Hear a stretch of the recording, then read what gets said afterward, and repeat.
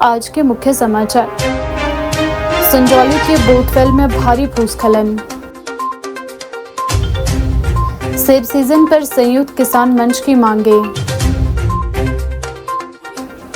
भूस्खलन और बाढ़ से जनजीवन अस्त व्यस्त, 1 की मौत 5 घायल। शिमला में 3 टेस्ला MRI मशीन का शुभारंभ। शिमला दौरे पर राज्यसभा सांसद डॉक्टर सिकंदर कुमार का भव्य स्वागत। राम मंदिर चंदा चोरी पर पवन बंसल का हमला। शिमला में अतिक्रमण पर नगर निगम की बड़ी कार्यवाही। गेटी थिएटर में संगीत एल्बम का भव्य लोकार्पण। अब समाचार विस्तार से। मुख्यमंत्री सुखविंदर सिंह सुक्खू ने आज शनिवार को शिमला स्थित अटल सुपर स्पेशलिस्ट आयुर्विज्ञान संस्थान चमियाना में अत्याधुनिक 3 टेस्ला MRI मशीन का विधिवत शुभारंभ किया। इस अवसर पर उन्होंने कहा कि प्रदेश सरकार स्वास्थ्य सेवाओं को आधुनिक बनाने और लोगों को बेहतर चिकित्सा सुविधाएं उपलब्ध कराने के लिए लगातार कार्य कर रही है। उन्होंने कहा कि इस नई MRI मशीन के शुरू होने से मरीजों को उच्च गुणवत्ता वाली जाँच की सुविधा प्रदेश में ही उपलब्ध होगी और गंभीर बीमारियों के निदान में तेजी आएगी। कार्यक्रम में मीडिया से बातचीत करते हुए मुख्यमंत्री ने कहा कि राज्य सरकार का उद्देश्य प्रदेश के सरकारी अस्पतालों को आधुनिक चिकित्सा उपकरणों से सुसज्जित करना है ताकि लोगों को इलाज के लिए दूसरे राज्यों का रुख न करना पड़े। उन्होंने कहा कि नई 3 टेस्ला MRI मशीन अत्याधुनिक तकनीक से लैस है जिससे जटिल रोगों की अधिक सटीक और स्पष्ट जांच संभव होगी। इससे मरीजों का समय और खर्च दोनों बचेंगे तथा चिकित्सकों को बेहतर उपचार योजना बनाने में सहायता मिलेगी। मुख्यमंत्री ने कहा कि स्वास्थ्य क्षेत्र में सुधार सरकार की सर्वोच्च प्राथमिकताओं में शामिल है। उन्होंने बताया कि प्रदेश के विभिन्न सरकारी अस्पतालों में आधुनिक मशीनें, नई स्वास्थ्य सेवाएं, विशेषज्ञ डॉक्टरों की नियुक्ति और आधारभूत ढांचे को मजबूत करने के लिए लगातार निवेश भी किया जा रहा है। उनका कहना है कि ग्रामीण और दूर दराज के क्षेत्रों तक बेहतर स्वास्थ्य सुविधाएं पहुँचाना सरकार की प्रतिबद्धता है। इस दौरान मुख्यमंत्री सुखविंदर सिंह सुक्खू ने विपक्ष पर जमकर निशाना भी साधा। उन्होंने कहा कि कुछ लोग विकास कार्यों में सहयोग करने के बजाय केवल राजनीति करने में लगे हुए हैं। उन्होंने आरोप लगाया कि विपक्ष जनता के हितों से जुड़े मुद्दों पर सकारात्मक भूमिका निभाने के बजाय केवल भ्रम फैलाने और सरकार की छवि को खराब करने का प्रयास कर रहा है। उन्होंने कहा कि सरकार का ध्यान राजनीतिक बयानबाजी पर नहीं बल्कि विकास और जन कल्याण पर है। मुख्यमंत्री ने कहा कि राज्य सरकार सीमित संसाधनों के बावजूद जनहित के फैसले ले रही है और हर क्षेत्र में सुधार लाने के लिए प्रतिबद्ध है। उन्होंने दावा किया कि स्वास्थ्य सेवाओं में किए जा रहे सुधारों का लाभ आने वाले समय में प्रदेश के लाखों लोगों को मिलेगा। आधुनिक चिकित्सा उपकरणों की उपलब्धता से मरीजों को समय पर जांच और उपचार मिल सकेगा तथा उन्हें निजी अस्पतालों पर निर्भर नहीं रहना पड़ेगा। जब से हमारी सरकार आई है 2-3 सेक्टर हमारे प्रायोरिटी सेक्टर है। पहला सेक्टर एजुकेशन है, दूसरा सेक्टर हेल्थ है, तीसरा सेक्टर रूरल इकोनॉमी। मुख्यमंत्री बनने के बाद जब मेरी डॉक्टर से इंटरेक्शंस हुई, IGMC के डॉक्टर से इंटरेक्शंस हुई, टांडा के डॉक्टर से इंटरेक्शंस हुई, हमारे चंबा के डॉक्टरों से इंटरेक्शंस हुई, मंडी के डॉक्टरों से इंटरेक्शन हुई, तो एक बहुत बड़ा अंतर गैप आया। पिछले 15-20 साल से टेक्नोलॉजी की दिशा में नहीं सोचा गया और टेक्नोलॉजी की दिशा में सोचते हुए हमने कहा कि हेल्थ और एजुकेशन सेक्टर में पैसे की कमी नहीं रहने देंगे। मुझे खुशी है कि इसी में MRI मशीन पिछले हमारी सरकार बनने से पहले और उसके 1 साल बाद तक 19 साल पुरानी MRI मशीन थी और जो CT स्कैन थे वो भी पुराने थे और चमियाना में MRI मशीन थी ही नहीं। हमने चमियाना, IGMC, टांडा और मंडी और हमीरपुर में MRI मशीन्स 3 टेस्ला जो दिल्ली एम्स में अभी लगी है, जो दुनिया की सबसे बेहतरीन मशीन MRI 3 टेस्ला है जिसमें AI इनबिल्ड है, उसको यहां लगाया है। 19 साल पुरानी मशीन को तो ठीक करते करते मेंटेनेंस का ही इतना खर्चा आया है, तो ये लग चुकी है।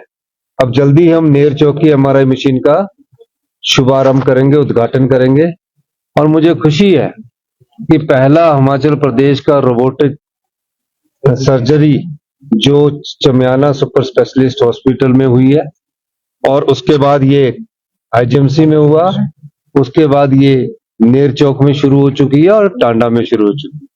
तो जब तक टेक्नोलॉजी से हम अपने डॉक्टरों को लेस करेंगे, हमारे डॉक्टर पूरे हिंदुस्तान में उनका अपना नाम है, हमारे डॉक्टर हिमाचल प्रदेश के जो है सेवा भाव उनके मन में है, और निश्चित रूप से मेरा ये मानना है कि अभी कुछ अगले 3 महीने में यहाँ हम ऑटोमेशन लैब लगा देंगे, चमियाना में भी, हमीरपुर में भी, नेर चौक में भी और टांडा में भी।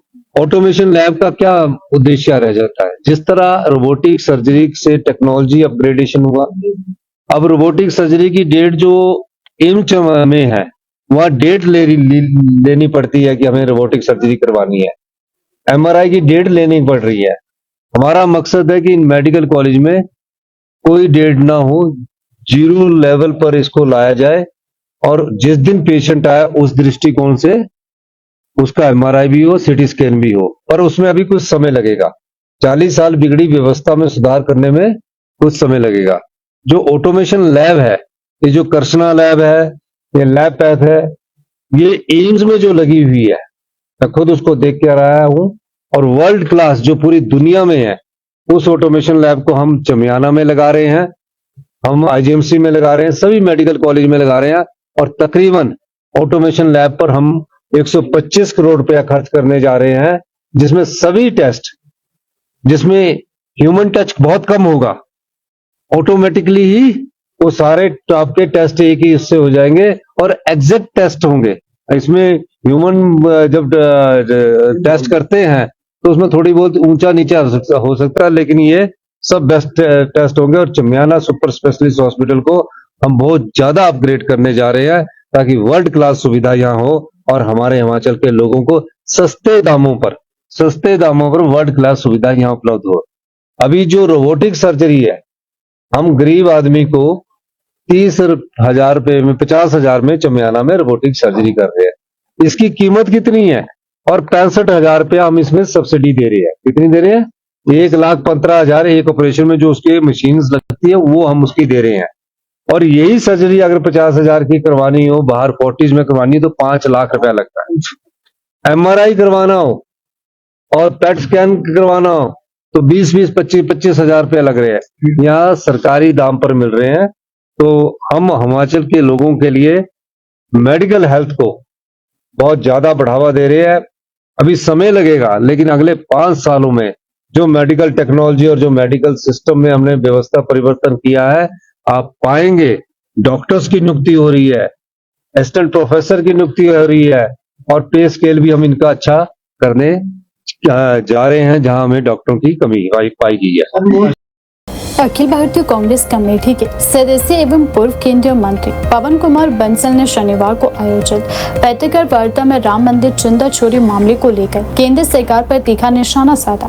उन्होंने कहा कि यह मामला केवल धन की चोरी तक सीमित नहीं है, बल्कि इससे लोगों की धार्मिक आस्था और विश्वास भी जुड़ा हुआ है। ऐसे में पूरे मामले के निष्पक्ष, पारदर्शी और समयबद्ध जाँच कर दोषियों के खिलाफ कड़ी कार्यवाही की जानी चाहिए। पत्रकारों को संबोधित करते हुए पवन बंसल ने कहा कि देश भर के करोड़ों श्रद्धालुओं ने भगवान राम के मंदिर निर्माण के लिए श्रद्धा और विश्वास के साथ चंदा दिया था। लोगों ने अपनी आस्था के आधार पर आर्थिक सहयोग दिया। इसीलिए यदि चंदे में किसी प्रकार की अनियमितता या चोरी के आरोप सामने आते हैं तो यह अत्यंत गंभीर विषय बन चुका है। उन्होंने कहा कि इस प्रकार के मामलों में किसी भी प्रकार की कार्यवाही या लीपापोती नहीं होनी चाहिए और सच्चाई को सामने लाना सरकार की जिम्मेदारी है। पूर्व केंद्रीय मंत्री ने केंद्र सरकार पर सवाल उठाते हुए कहा कि जब मामला करोड़ों लोगों की धार्मिक भावनाओं से जुड़ा हो तो सरकार को तुरंत स्पष्ट स्थिति सामने रखनी चाहिए। उन्होंने आरोप लगाया कि कई महत्वपूर्ण मुद्दों पर सरकार जवाबदेही से बचने का प्रयास करती रही है, जबकि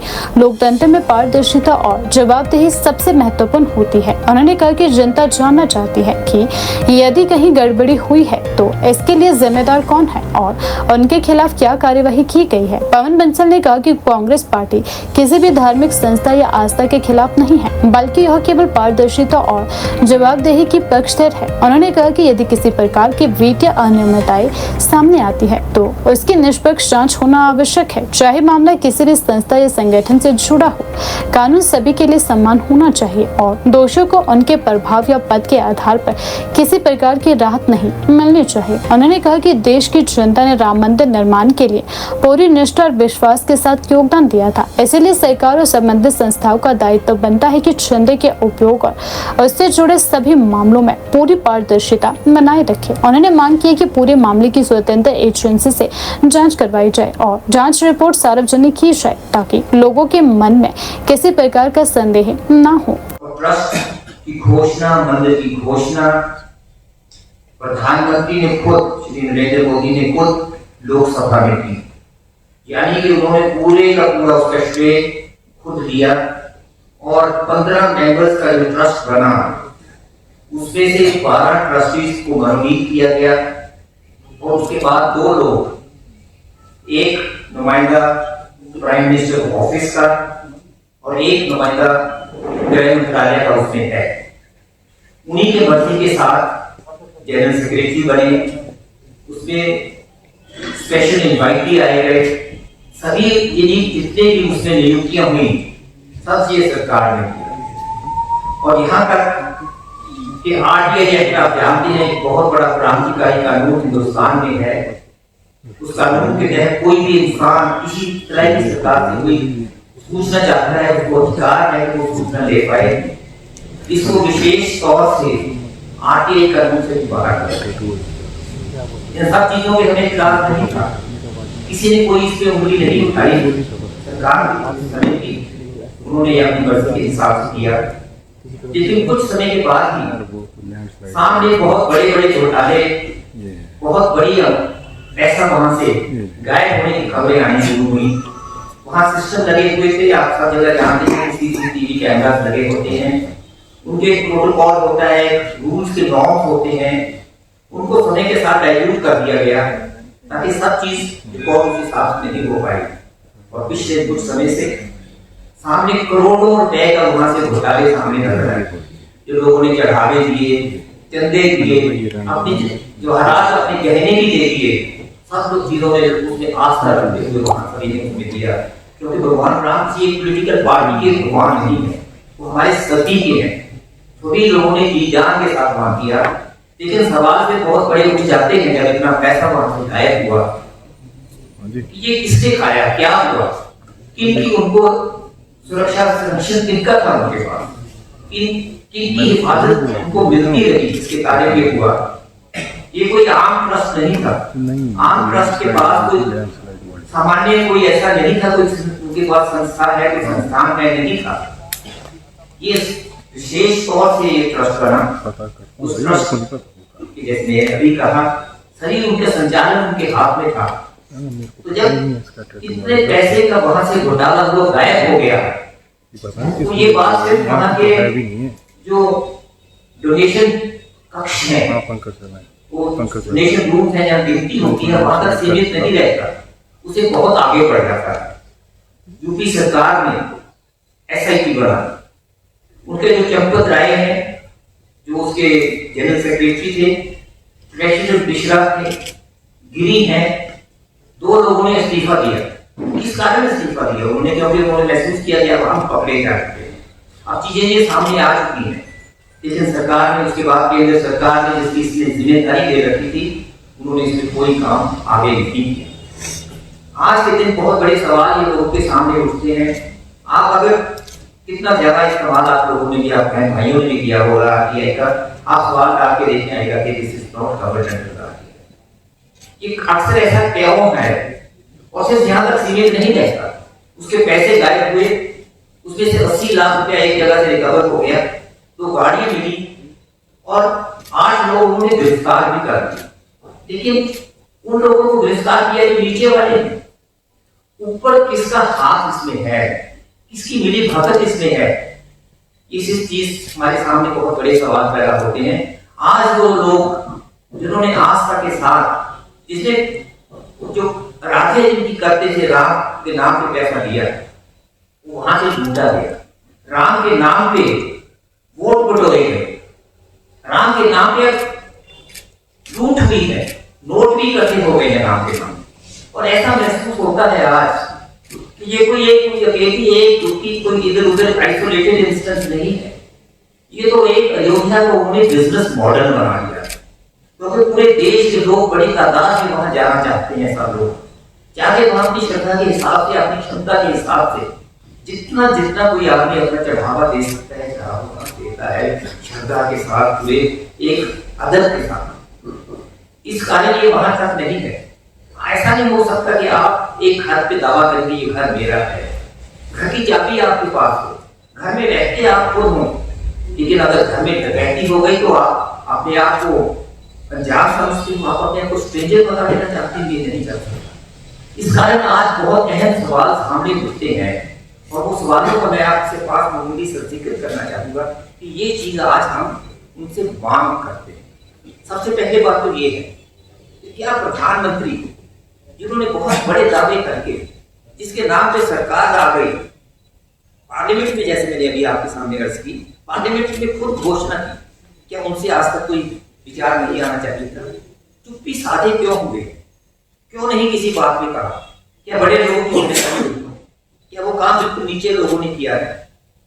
इस कारण हम उम्मीद करते थे कि प्रधानमंत्री इस पे आप आज तक राष्ट्र को संबोधन करें। किस किस बात पे संबोधन करने राष्ट्र को सामने आ जाते हैं हमारे। इस पर एक बिल पास हुआ जो एक बिल्कुल ड्रामा निकला, उसके बाद राष्ट्र को संबोधन। लेकिन इस बात के लिए इतना एक अहम मुद्दा है पूरे देश के लिए, इसमें कोई संबोधन उनकी तरफ से नहीं। अगर देश के लोगों को सचमुच एक यकीन दिलाना था कि हम अपनी सरकार बिल्कुल बाकायदा एक पारदर्शिता के साथ चलाते हैं, हम सब चीज लोगों के सामने रखना चाहते हैं, तो एक छोटी सी बात होती है कि सुप्रीम कोर्ट मॉनिटर करे एक इन्वेस्टिगेशन को, क्यों नहीं? सरकार ने एसआईटी बना दी क्योंकि वो ये कहते हुए एसआईटी से वो उम्मीद नहीं की जा सकती। आप ये उम्मीद नहीं कर सकते कि जो आदमी गुनाहगार हो किसी चीज का, वही दस्तखत कर दिया अपनी वर्डिक्ट पे कि ये निर्दोष है, ये नहीं हो सकता। ये काम औरों को सौंपना चाहिए। देश की आस्था को बरकरार रखने के लिए मैंने जैसे कहा था, भगवान को आदर्श मानते हैं। अपने जीवन में हम हर बात पे कहते हैं कि उनका उदाहरण दिया जाता है पूरे जीवन में अपने रोजमर्रा के चरित्र में, लेकिन उन्हीं के नाम पे ये हुआ। भारतीय जनता पार्टी के राज्यसभा सांसद डॉक्टर सिकंदर कुमार का शिमला दौरे के दौरान गर्मजोशी के साथ स्वागत किया गया। इस अवसर पर उनके जन्मदिन के उपलक्ष्य में कई कार्यक्रम भी आयोजित किए गए हैं। पार्टी कार्यकर्ताओं ने उन्हें पुष्प भेंट कर शुभकामनाएं दी। पूरे कार्यक्रम के दौरान कार्यकर्ताओं और समर्थकों में उत्साह का माहौल भी देखने को मिला। अपने दौरे की शुरुआत में डॉक्टर सिकंदर कुमार उपायुक्त कार्यालय शिमला पहुंचे, जहां भाजपा कार्यकर्ताओं और समर्थकों ने उनका जोरदार स्वागत किया। कार्यकर्ताओं ने उन्हें पुष्प भेंट कर जन्मदिन की शुभकामनाएं भी दी और उनके स्वस्थ जीवन की कामना भी की। इस दौरान कार्यकर्ताओं ने उनके नेतृत्व और संगठन के प्रति योगदान की भी सराहना की।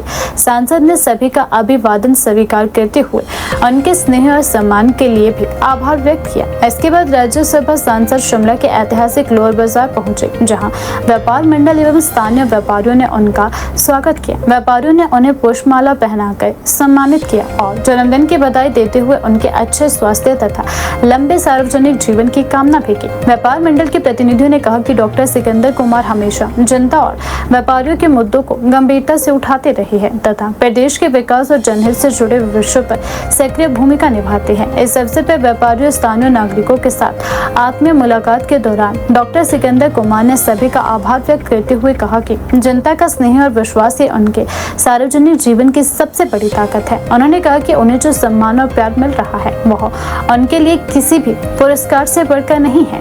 उन्होंने विश्वास दिलाया है कि वे भविष्य में भी हिमाचल प्रदेश और यहाँ के लोगों के हितों की आवाज संसद में मजबूती से उठाते रहेंगे तथा जन समस्याओं के समाधान के लिए निरंतर प्रयास भी करेंगे। लोअर बाजार में आयोजित कार्यक्रम के दौरान डॉक्टर सिकंदर कुमार ने मीडिया से बातचीत की। उन्होंने कहा कि जन्मदिन के अवसर पर शिमला के लोगों, भाजपा कार्यकर्ताओं, व्यापार मंडल और समर्थकों द्वारा जो आत्मीय स्वागत और शुभकामनाएं उन्हें मिली है, इसके लिए वे सभी का आभार व्यक्त करते हैं। उन्होंने कहा कि यह सम्मान उन्हें जनता की सेवा के लिए और अधिक समर्पण एवं ऊर्जा के साथ कार्य करने की प्रेरणा देता है। धन्यवाद। मैं शिमला के व्यापार मंडल का और संजय सूद जी जो हमारे भारतीय जनता पार्टी के वरिष्ठ नेता हैं और इनकी पूरी टीम का, इन्होंने आज यहाँ पर मेरा अभिनंदन किया, स्वागत किया, मुझे जन्मदिन की शुभकामनाएं दी। मैं इस अवसर पर परमपिता परमात्मा से ये बेनती करता हूँ कि हमारा हिमाचल प्रदेश, देशवासी जो है खुशहाल हों, आगे बढ़े और देश, ये जो माननीय प्रधानमंत्री जी ने विकसित भारत, आत्मनिर्भर भारत बनाने का संकल्प लिया है, उस सब देशवासी, हिमाचल वासी जो है उस संकल्प को पूर्ण करने में जो अपना सहयोग करें। मैंने कहा न कि कोई कटाक्ष नहीं करना चाहता हूँ, लेकिन प्रदेशवासियों से मैं भगवान से प्रार्थना करता हूँ कि सभी के जीवन में खुशहाली आए और सुख शांति और आगे तरक्की करें। धन्यवाद। हिमाचल प्रदेश की राजधानी शिमला में लगातार 2 दिनों से हो रही मूसलाधार बारिश ने पूरे शहर में तबाही जैसे हालात पैदा कर दिए हैं। बारिश के कारण शहर के विभिन्न हिस्सों में भूस्खलन, सड़क धंसने, भवनों को नुकसान पहुंचने और आवाजाही बाधित होने की कई घटनाएं भी सामने आ रही है। सबसे गंभीर स्थिति संजौली कॉलेज के समीप स्थित बोथफेल्ड क्षेत्र में देखने को मिली, जहाँ शनिवार तड़के करीब 4 बजे हुए भीषण भूस्खलन ने स्थानीय लोगों की नींद ही नहीं बल्कि उनकी सुरक्षा और भविष्य को लेकर भी चिंता बढ़ा दी है। भारी मात्रा में पहाड़ी का हिस्सा टूटकर नीचे रिहायशी क्षेत्र की ओर आ गया, जिससे कई मकानों के नींव के पास मलबा जमा हो गया। मकानों तक पहुंचने वाला रास्ता पूरी तरह टूट गया है। राहत की बात यह रही कि इस हादसे में किसी प्रकार की जनहानि नहीं हुई है, लेकिन कई परिवारों के सिर पर खतरा लगातार मंडरा रहा है। स्थानीय लोगों का कहना है कि यदि बारिश का सिलसिला इसी तरह जारी रहा तो कभी भी बड़ा हादसा हो सकता है। शनिवार तड़के लगभग 4 बजे अधिकांश लोग गहरी नींद में थे, तभी अचानक तेज आवाज के साथ पहाड़ी का बड़ा हिस्सा भराभर नीचे गिर गया। इस दौरान इलाके में रहने वाले लोगों में अफरा तफरी मच गई। लोग अपने परिवारों को लेकर तुरंत घरों से बाहर निकल आए और तेज बारिश के बीच खुले आसमान के नीचे खड़े होकर सुरक्षित स्थान की तलाश करने लगे। लोगों के अनुसार भूस्खलन इतना तेज था कि कुछ ही मिनटों में सड़क के नीचे का बड़ा हिस्सा टूटकर नीचे बने मकानों की ओर आ गिरा। इससे न केवल रास्ता क्षतिग्रस्त हुआ बल्कि कई मकानों की सुरक्षा भी खतरे में पड़ गई है। लोगों का कहना है कि पूरी रात डर और दहशत के माहौल में बीती तथा किसी भी समय पहाड़ी का और बड़ा हिस्सा आने की आशंका भी बनी हुई है। स्थानीय निवासियों का कहना है कि घटना के तुरंत बाद उन्होंने पुलिस प्रशासन और आपदा प्रबंधन विभाग को कई बार फोन कर स्थिति की जानकारी दी, लेकिन काफी देर तक कोई भी राहत दल मौके पर नहीं पहुंचा। कई घंटों के इंतजार के बाद कुछ पुलिसकर्मी वहां पहुंचे और स्थिति का जायजा लिया गया। पुलिस ने सावधानी के तौर पर लोगों को मकान खाली करने की सलाह दी, लेकिन प्रभावित परिवारों ने सवाल उठाया कि आखिर वे अपने छोटे बच्चों, बुजुर्गों और घरेलू सामान के साथ कहां जाएं। उनका कहना है कि प्रशासन केवल मकान खाली करने की बात कर रहा है, लेकिन रहने के लिए किसी वैकल्पिक व्यवस्था, राहत शिविर या अस्थायी आवास की कोई जानकारी नहीं दी गई। कई परिवार पूरी रात अपने घरों के बाहर खड़े रहे क्योंकि उन्हें डर था कि कहीं मकान अचानक ढह न जाए। घटना के बाद स्थानीय लोगों ने प्रशासन और जनप्रतिनिधियों के प्रति भारी नाराजगी भी जताई है। लोगों का आरोप है कि सुबह ही उन्होंने अपने क्षेत्र के पार्षद, विधायक, मेयर और अन्य जनप्रतिनिधियों को लगातार फोन किए, लेकिन ना तो किसी ने फोन उठाया और ना ही कोई मौके पर पहुंचा।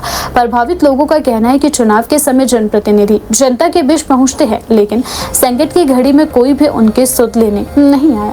लोगों ने आरोप लगाया कि प्रशासन की ओर से अब तक केवल औपचारिक कार्यवाही की गई है, जबकि क्षेत्र में तत्काल राहत और बचाव कार्यों की आवश्यकता है। स्थानीय निवासियों ने सरकार से मांग की कि वरिष्ठ अधिकारी स्वयं मौके पर पहुंचकर हालात का जायजा ले और प्रभावित परिवारों के पुनर्वास की ठोस व्यवस्था भी की जाए।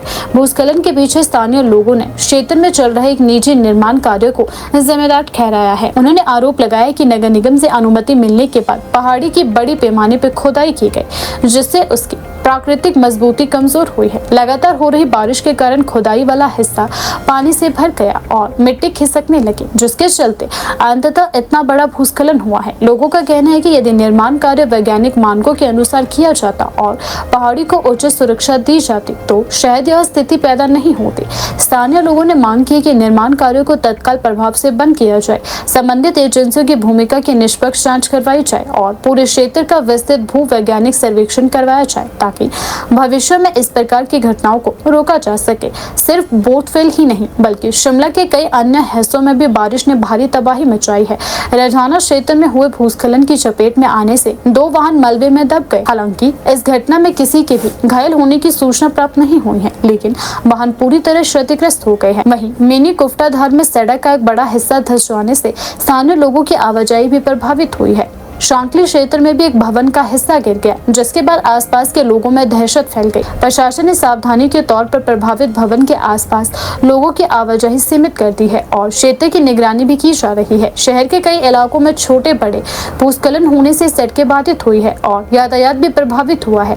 लगातार हो रही बारिश के कारण शिमला और आसपास के पहाड़ी क्षेत्रों में जमीन लगातार कमजोर होती जा रही है। विशेषज्ञों का मानना है कि पहाड़ी इलाकों में अनियोजित निर्माण, ढलानों की कटाई और प्राकृतिक जल निकासी व्यवस्था में बदलाव जैसी गतिविधियां ऐसे हादसों के जोखिम को और बढ़ा रही है।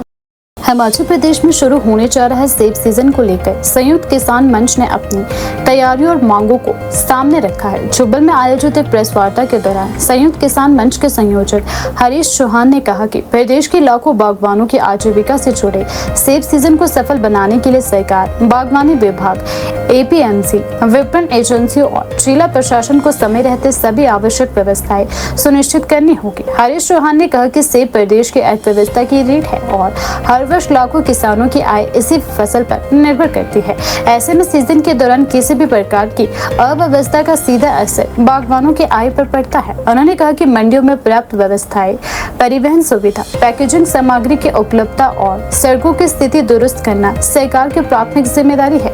उन्होंने कहा कि बागवानों को अपनी उपज बेचने में किसी प्रकार की परेशानी नहीं होनी चाहिए। इसके लिए खरीद केंद्रों, मंडियों और संग्रहण स्थलों पर सभी आवश्यक सुविधाएं पहले से उपलब्ध कराई जानी चाहिए। साथ ही सेब की ढुलाई के लिए पर्याप्त वाहनों की व्यवस्था और ग्रामीण संपर्क मार्गों की मरम्मत भी समय पर पूरी की जानी चाहिए।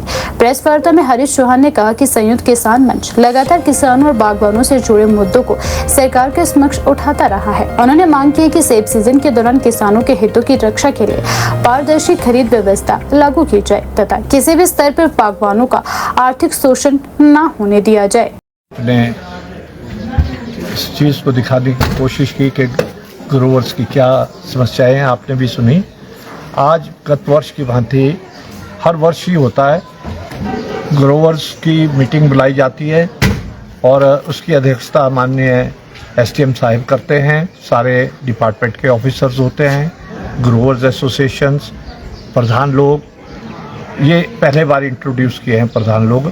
पिछले साल हमने सुझाव दिया था SDM साहब को कि प्रधान लोग अपनी पंचायत से कनेक्टेड रहते हैं तो उनको ज़रूर बुलाया जाना चाहिए।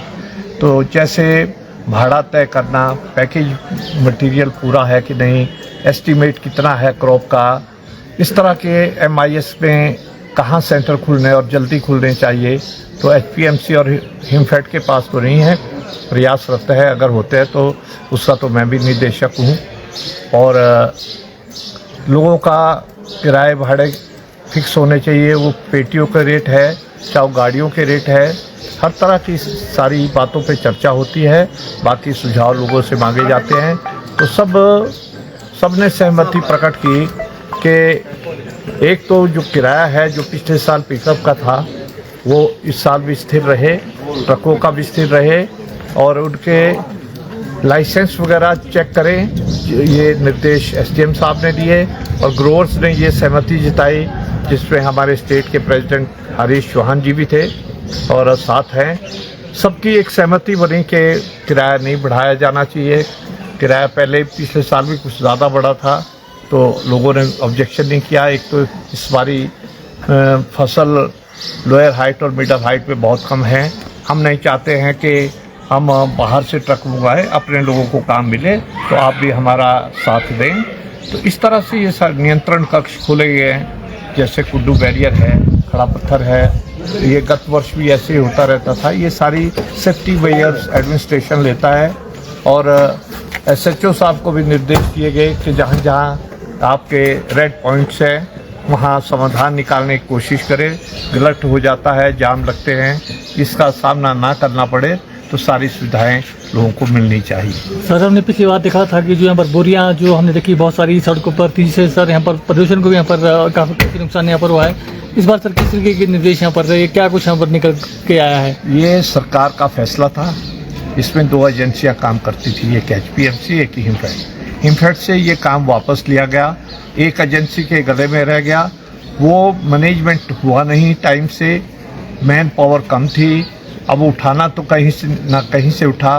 हम भी ये चाहते हैं ग्रोवर्स लोग कि हमें मात्र इतना नहीं देखना कि गवर्नमेंट हमें सपोर्ट प्राइस दे रही है, उसका राइट यूटिलाइज हो, बेइज्जती ना हो। हमारी रोटी रोजी का सवाल है, हमारे पेट का सवाल है। तो हाउस ने जिसमें ये प्रस्ताव माननीय हरीश जी चौहान जो प्रधान हैं ग्रोवर्स एसोसिएशन के, उन्होंने रखा कि हिमफेड को भी ये काम जहां पहले था वो दोबारा सौंपा जाए ताकि ये सुचारू रूप से चले और ग्रोवर्स को कोई मुश्किलों का सामना न करना पड़े। जहन में प्रधानों ने भी लाई, ग्रोवर्स एसोसिएशन ने भी लाई ये बातें, तो उस पर SDM साहब ने प्रशासन की ओर से विश्वास दिलाया कि हमारा स्टाफ रैंडम चेकिंग करता रहेगा वक्त पे। अगर किसी को ऐसा लगता है तो वो हमारे पास फ़ोन द्वारा भी शिकायत दे सकते हैं ताकि हम उसकी इंक्वायरी करें और इस तरह की लूटपाट ना हो। तो ये है कि एक तो कच्चा फल मंडी में ना बेचिए, ये हमारी सबसे बड़ी नालायकियाँ रहती है ग्रोवर्स की कि हम रेट सुन के कच्चा तो हार्वेस्ट कर लेते हैं। ये नहीं किया जाना चाहिए। जब पकता है सेब या नाशपाती है, जो भी फ्रूट है, तो उसके उचित दाम भी मिलते हैं, ना ही गलत होता है। तो ये सबको यहाँ भी सबने इस पे मंत्र दिया कि हम इस तरह से गाँव में अपना प्रचार प्रसार करेंगे और सबको जागरूक करेंगे। राजधानी शिमला के ऐतिहासिक गेटी थिएटर में शनिवार को संगीत और संस्कृति से जुड़ा एक भव्य कार्यक्रम आयोजित किया गया, जिसमें एक गीत और भगवान श्री कृष्ण को समर्पित एक भजन का विधिवत लोकार्पण किया गया। इस अवसर पर दोनों संगीत प्रस्तुतियों को एक शॉर्ट मूवी के माध्यम से दर्शकों के सामने पेश किया गया। कार्यक्रम में मौजूद कलाकारों और संगीत प्रेमियों ने इन प्रस्तुतियों की सराहना करते हुए कहा कि संगीत केवल मनोरंजन का माध्यम नहीं, बल्कि समाज में सकारात्मक सोच, प्रेम, संस्कृति और आध्यात्मिक चेतना को बढ़ावा देने का एक सशक्त माध्यम भी है। कार्यक्रम के दौरान कलाकारों ने बताया कि यह गीत आधुनिक दौर के युवाओं और संगीत प्रेमियों को ध्यान में रखकर तैयार किया गया है। गीत के माध्यम से प्रेम, विश्वास, संवेदनशीलता और रिश्तों की गरिमा को खूबसूरती से प्रस्तुत करने का प्रयास भी किया गया है। कलाकारों का कहना है कि वर्तमान समय में संगीत की दुनिया तेजी से बदल रही है और ऐसे दौर में अर्थपूर्ण एवं मधुर संगीत की आवश्यकता पहले से अधिक महसूस की जा रही है। उन्होंने विश्वास जताया कि यह गीत श्रोताओं के दिलों में अपनी अलग पहचान बनाएगा। गीत के गायक ने कहा कि आज बॉलीवुड संगीत एक तरह के बदलाव और ठहराव के दौर से गुजर रहा है, जहां कई बार गीतों में भावनाओं और सार्थकता की कमी महसूस होती है। ऐसे समय में उनका प्रयास है कि श्रोताओं को ऐसा संगीत दिया जाए जो केवल सुनने में मधुर ना हो, बल्कि उसके शब्द और भाव भी लोगों के दिलों को छू सके। मेरा नाम शौर्यवीर सागर है। हम फिल्म और थिएटर और म्यूज़िक से जुड़े हुए थोड़ा ऐसा काम कर रहे हैं। तो इसी के उपलक्ष्य में इसी के उपलक्ष्य में हमने ऐसा किया था कि हमने 2 म्यूज़िक वीडियो आज लॉन्च किए, जिनमें से एक इनका डॉक्टर गोविंद रेड का और एक पंडित जितेंद्र जी का। दोनों हिंदी हैं। एक इनका जो है वो हिंदी का भजन है और जो सर का रोमांटिक सॉन्ग है, अजनबी कॉम्पोजिशन भी सर की है और हिंदी में हमने काम स्टार्ट किया है। और ये मेरे ख्याल से अपनी तरफ से हमारी टीम ने तो पहला म्यूज़िक हिंदी का काम है। हिमाचल आगे हम और कोशिश करेंगे कि करें। और इसके अलावा एक शॉर्ट फिल्म थी पुटानी पंजाबी लोगों की, उसका ट्रेलर लॉन्च किया। एक हिंदी वेब सीरीज़ हमने बनाई है छौरा हिमाचल में, तो एक उसका ट्रेलर लॉन्च किया। तो बाकी तो सर का और इनका लॉन्च था। तो आपका नहीं, हिमाचल में हमने जो वेब सीरीज़ की है 5 एपिसोड की छौरा, वो है जिसमें लैंड माफिया हो गया, फॉरेस्ट के लिए हो गया, लैंड की एक्विजिशन हो गई और उसके अलावा ड्रग हो गया, ऑकल्ट साइंस हो गई। हिमाचल का जो भी कल्चर है, मतलब हिमाचल बेस्ड स्टोरी है। और जो दूसरी है वो एंटी ड्रग है, जैसे चिट्टा बहुत चल रहा है, पंजाब में वो पंजाबी की फिल्म है, उसका टॉपिक वही है एंटी ड्रग। तो वो है गाना एक रोमांटिक है। और मैं आपका बड़ा धन्यवाद करता हूँ। आपने बड़ा एक मूल प्रश्न पूछा है, बड़ा बेसिक क्वेश्चन है कि एक कम सारा है, रोमांस लोगों की ज़िंदगी में बड़ा कम हो गया है। लेकिन हमने कोशिश की है कि गाना बनाया और साथ में शिमला में ही सारा काम किया है। उसका वीडियो और जो ऑडियो आप सुनेंगे, हम किसी भी मायने में पूरे संसार के किसी भी फॉर्मेट से कम नहीं काम करते हैं। हम अच्छा काम कर रहे हैं, सरकार अगर हमारी मदद करे तो। और दूसरी बात कि ज़िंदगी रोमांस के बजाय अधूरी है। प्यार करने के लिए आदमी नफरत कर रहा है, प्यार नहीं कर रहा है। मैसेज है इसका। देखो, स्पेस देना और दूसरों को समझना ये बड़ा दिल चाहिए, बहुत समझ चाहिए। प्यार जो है ना, कम दिमाग आदमी कर सकते हैं, उसकी बड़ी समझ की जरूरत है। जो आप बात कर रहे हैं उस समाज की बात कर रहे हैं जहाँ स्पेस दिया जाए, प्यार करने की जगह दी जाए। कहाँ है नफरत करने की अलावा जगह कहाँ है? बच्चों को हम कैसी नज़र से देखते हैं? भाई उनको जगह दो, उनका टाइम है, खुशी दो उनको, खुशी मिल रही है, सब उसमें उसी जगह में से हम गुजरे हैं, उनको भी जगह दो, एकदम लीव। हिमाचल प्रदेश में मानसून ने एक बार फिर अपना रौद्र रूप दिखाना शुरू कर दिया है। पिछले 2 दिनों से लगातार हो रही मूसलाधार बारिश ने पूरे प्रदेश में जनजीवन को पूरी तरह से प्रभावित कर दिया है। पहाड़ी क्षेत्रों में लगातार हो रही बारिश के कारण जगह जगह भूस्खलन, अचानक बाढ़, सड़क धंसने और चट्टानें गिरने की घटनाएं सामने आ रही है। कई झीलों में नदी नाले उफान पर बह रही है, जिससे लोगों में भय का माहौल बना हुआ है। प्रदेश के विभिन्न हिस्सों में प्राकृतिक आपदाओं के चलते पिछले 24 घंटों के दौरान एक व्यक्ति की मौत हो गई, जबकि अन्य 5 घायल बताए जा रहे हैं। सैकड़ों सड़कें बंद होने, बिजली और पेयजल व्यवस्था चिरमराने तथा यातायात बाधित होने से आम लोगों की परेशानियां लगातार बढ़ती जा रही है। मौसम विभाग ने आने वाले दिनों में भी भारी बारिश की चेतावनी जारी की है, जिसके चलते प्रशासन पूरी तरह अलर्ट मोड पर है। राज्य आपदा प्रबंधन और संबंधित विभागों के अनुसार प्रदेश भर में लगातार हो रही बारिश और भूस्खलन के कारण छोटी बड़ी 270 सड़कें पूरी तरह बंद हो गई हैं। कई स्थानों पर सड़कें मलबे, चट्टानों और पेड़ों के गिरने से अवरुद्ध है, जिससे दूर दराज के गांव का संपर्क जिला मुख्यालय से कट गया है। इसके अलावा 486 बिजली ट्रांसफार्मर ठप होने से हजारों घरों में बिजली आपूर्ति बाधित हो गई है। वहीं 50 से अधिक पेयजल योजनाएं प्रभावित होने के कारण कई क्षेत्रों में पेयजल संकट भी गहराने लगा है। लोक निर्माण, बिजली बोर्ड और जल शक्ति विभाग की टीमें लगातार सड़कों को बहाल करने और आवश्यक सेवाओं को सामान्य करने में जुटी हुई है, लेकिन लगातार जारी बारिश राहत कार्यों में बड़ी चुनौती भी बनी हुई है। मानसून के इस त्रासदी में एक बुजुर्ग की दर्दनाक मौत ने पूरे प्रदेश को झकझोर कर रख दिया है। जिला कुल्लू के आनी क्षेत्र के बखनाऊ गांव निवासी 70 वर्षीय शिवराम शुक्रवार दोपहर पैदल जेवाई की ओर जा रहे थे। इसी दौरान अचानक पहाड़ी से भारी पत्थर गिरने लगे और वह पत्थरों की चपेट में आकर गंभीर रूप से घायल हो गए। स्थानीय लोगों ने उन्हें तुरंत अस्पताल पहुंचाया, लेकिन चिकित्सकों ने जांच के बाद उन्हें मृत घोषित कर दिया। इस हादसे ने एक बार फिर यह साबित कर दिया है कि लगातार बारिश के दौरान पहाड़ी क्षेत्रों में यात्रा करना कितना खतरनाक हो सकता है। वहीं प्रदेश के अलग अलग हिस्सों में भूस्खलन और अन्य घटनाओं में 5 लोग घायल भी हुए हैं, जिनका विभिन्न अस्पतालों में उपचार चल रहा है। राजधानी शिमला में गुरुवार सुबह से शुरू हुई तेज बारिश शुक्रवार तक जारी रही। लगातार बारिश के कारण शहर के और आसपास के क्षेत्रों में कई स्थानों पर भूस्खलन हुआ, जिससे लोगों की आवाजाही प्रभावित हुई।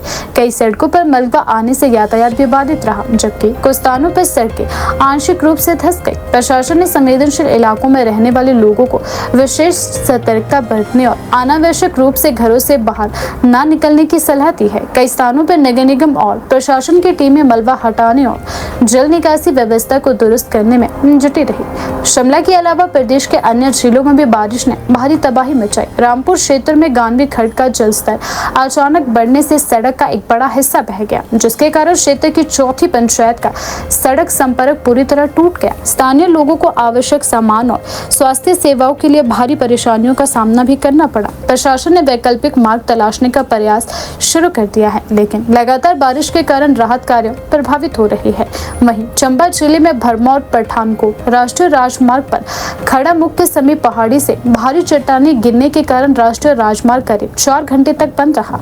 सड़क के दोनों ओर वाहनों की लंबी कतारें लग गई। यात्रियों को घंटों इंतजार भी करना पड़ा। मशीनों की मदद से मलबा हटाकर बाद में यातायात बहाल किया गया। इसी प्रकार मंडी कुल्लू राष्ट्रीय राजमार्ग पर भी पहाड़ी से पत्थर गिरने के कारण कुछ समय के लिए वाहनों की आवाजाही रोकनी पड़ी। लगातार हो रहे भूस्खलन के कारण राष्ट्रीय राजमार्गों पर यात्रा करना जोखिम भरा साबित हो रहा है। सोलन जिले में कुमारहट्टी के समीप पहाड़ी से लगातार पत्थर गिरने के कारण शिमला कालका 4 लेन को सुरक्षा की दृष्टि से अस्थायी रूप से वन वे करना पड़ा। इससे वाहनों की आवाजाही धीमी रही और कई किलोमीटर लंबा जाम लग गया। प्रशासन ने लोगों से मौसम सामान्य होने तक सावधानी पूर्वक यात्रा करने की भी अपील करी। विश्व धरोहर का दर्जा प्राप्त कालका शिमला रेलवे ट्रैक भी लगातार बारिश की मार से अछूता नहीं रहा। बरडोग और शोकी के बीच रेलवे ट्रैक पर पत्थर और मलबा गिरने के कारण ट्रेनें कई घंटों तक बीच रास्ते में खड़ी रही। यात्रियों को लंबे समय तक इंतजार करना पड़ा और कई लोगों की आगे की यात्रा भी प्रभावित रही। बारिश के कारण पर्यटक भी सुरक्षित नहीं है। चंबा जिले के ढलौजी क्षेत्र में हरियाणा से घूमने आए पर्यटकों की कार पर अचानक एक विशाल पेड़ गिर गया। गनीमत रही कि वाहन में सवार सभी पर्यटक सुरक्षित बच गए, लेकिन कार को काफी ज्यादा नुकसान हुआ है। मौसम विभाग ने प्रदेश के कांगड़ा, कुल्लू, मंडी, शिमला, सिरमौर और सोलन झीलों के कई क्षेत्रों में शनिवार को भी भारी बारिश का येलो अलर्ट जारी कर दिया है। विभाग ने चेतावनी दी है कि 14 जुलाई तक इन क्षेत्रों में भारी बारिश का सिलसिला जारी रह सकता है, जबकि 16 जुलाई तक पूरे प्रदेश में खराब मौसम बना रहने की स्थिति है। मौसम वैज्ञानिकों का कहना है कि लगातार हो रही बारिश के कारण भूस्खलन, अचानक बाढ़ और सड़क धंसने जैसी घटनाओं का खतरा अभी भी बना हुआ है। लोगों को अनावश्यक यात्रा से बचने और मौसम संबंधी ताज़ा जानकारी पर नजर रखने की सलाह भी दी गई है। राजधानी शिमला में अतिक्रमण के खिलाफ नगर निगम का अभियान शनिवार को भी लगातार जारी रहा। शहर को अतिक्रमण मुक्त बनाने, पैदल चलने वालों को सुविधा देने और यातायात व्यवस्था को सुचारू बनाए रखने के उद्देश्य से नगर निगम की संपदा शाखा ने लोअर बाजार और सब्जी मंडी क्षेत्र में विशेष निरीक्षण अभियान चलाया। इस दौरान सड़क और सार्वजनिक स्थानों पर नियमों का उल्लंघन करते हुए रखा गया सामान भी जब्त किया गया। कार्यवाही के दौरान कई दुकानों पर तहबाजारी धारकों और नगर निगम की टीम के बीच तीखी बहस देखने को मिली, लेकिन अधिकारियों ने स्पष्ट कर दिया है कि नियमों का उल्लंघन किसी भी कीमत पर बर्दाश्त नहीं किया जाएगा। नगर निगम अधिकारियों के अनुसार शहर में लगातार बढ़ रहे अतिक्रमण के कारण पैदल यात्रियों को आवाजाही में परेशानियों का सामना भी करना पड़ रहा है। कई दुकानदार और तहबाजारी धारक निर्धारित सीमा से बाहर तक अपना सामान रखकर सार्वजनिक मार्ग पर कब्जा कर रहे थे, जिससे बाजारों में भीड़ भी बढ़ रही थी और लोगों के लिए निकलना भी मुश्किल होता जा रहा था। इसी को देखते हुए नगर निगम ने शनिवार को भी औचक निरीक्षण अभियान चलाया ताकि बिना किसी पूर्व सूचना के वास्तविक स्थिति का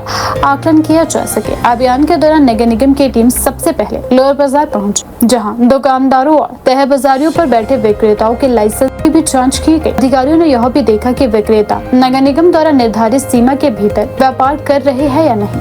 निरीक्षण में कई दुकानदार और फेरी विक्रेता निर्धारित लाइन से बाहर तक अपना सामान फैलाकर बैठे मिले। इसके बाद नगर निगम की टीम ने सार्वजनिक मार्ग पर रखा सामान जब्त करना शुरू कर दिया। कार्यवाही के दौरान कुछ तहबाजारी धारकों ने नगर निगम की कार्यवाही का विरोध भी किया। कई स्थानों पर निगम कर्मचारियों और विक्रेताओं के बीच बहसबाजी भी देखने को मिली। कुछ विक्रेताओं का कहना था कि सीमित स्थान होने के कारण उन्हें सामान बाहर रखना पड़ता है, जबकि निगम अधिकारियों ने स्पष्ट किया कि नियम सभी के लिए समान है और सार्वजनिक मार्ग पर किसी भी प्रकार का अतिक्रमण स्वीकार नहीं किया जाएगा। अधिकारियों ने कहा कि बार-बार चेतावनी देने के बावजूद यदि नियमों का पालन नहीं किया जाएगा तो सख्त कार्यवाही की जाएगी। नगर निगम अधिकारियों ने बताया कि अभियान का उद्देश्य किसी व्यापारी को परेशान करना नहीं, बल्कि शहर की व्यवस्था को बेहतर बनाना है। उन्होंने कहा कि शिमला एक प्रमुख पर्यटन नगरी है, जहां प्रतिदिन बड़ी संख्या में पर्यटक और स्थानीय लोग बाजारों में आते हैं। यदि फुटपाथ और सड़कें अतिक्रमण में घिरी रहेगी तो लोगों को भारी असुविधा का सामना भी करना पड़ेगा। इसीलिए सभी व्यापारियों और तहबाजारी धारकों का सहयोग आवश्यक है। अभियान के दौरान अधिकारियों ने संबंधित दुकानदारों और तहबाजारी धारकों को भविष्य के लिए भी स्पष्ट निर्देश दिए हैं कि अपना सामान केवल नगर निगम द्वारा निर्धारित सीमा के भीतर ही रखा जाए। उन्होंने बताया कि सड़क, फुटपाथ या सार्वजनिक स्थानों पर किसी भी प्रकार का सामान रखने की अनुमति नहीं है।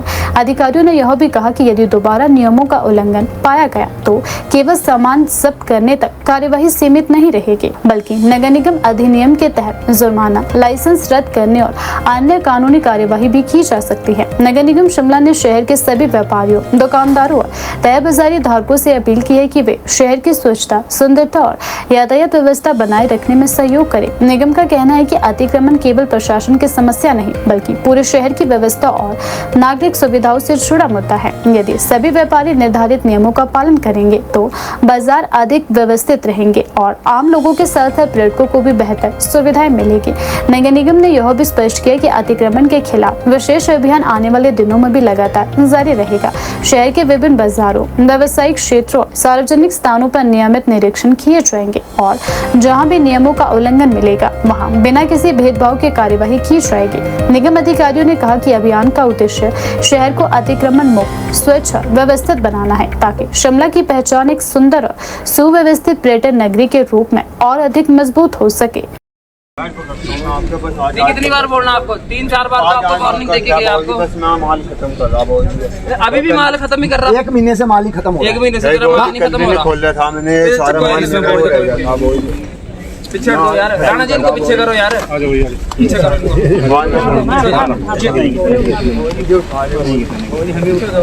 इसमें हाथ लगाना फ्रेंड करो, खुद को 2 क्रेट दूसरी पेड़ दे दो। चलो एक तक रोटी कर दो बस। बहुत ही चक दे, चक दे, ले ले।